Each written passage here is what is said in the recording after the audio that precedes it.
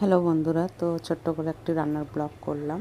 তো একদিকে ভাত হচ্ছে, একদিকে ডাল হচ্ছে, এখানে শাক কাটার আছে, আর 2 পিস মাছ যেহেতু ভাজা করবো, আর লাউ আলু কাটা আছে। তো কড়াইয়ে প্রথমে তেল দিলাম, তারপরে 5 ফোড়ন, শুকনো লঙ্কা, জিরে আর তেজপাতা দিলাম। দিয়ে তেলটা গরম গরম হয়ে গেলে তবে লাউ আলুটা ঢেলে দিলাম, দিয়ে একটু কখনো কখনো হচ্ছে। তো এটা লাউ আলুর ঘন্ট ডাল না বলে ভয়েস দিয়ে দিলাম মনে করে। তো সেরকম হচ্ছে। তো তারপরে কষিয়ে কাছে একটু মানে একটা কিছু চাপা দিয়ে দিলাম, একটা খাবার চাপা দিয়ে দিলাম। এখানে মাছও কাটা আছে, মোটামুটি মাছটা একটু ভাজাই করে নেব।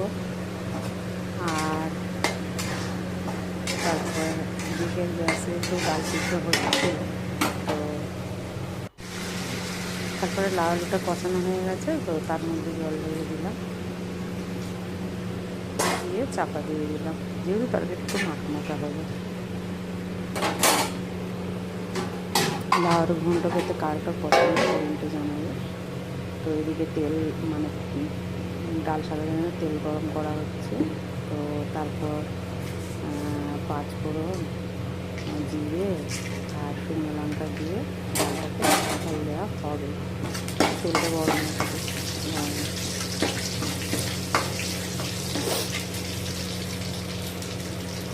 তো আজকের বাড়িতে ছেলে মেয়ে নিয়ে গেলো, তো রান্নাঘরটা অনেক তাড়া ছিল না। তো তার জন্য ধীরে সুস্থে রান্না হচ্ছে। তারপরে তেলটা গরম গরম হয়ে গেলে ডালটা দিয়ে দিলাম।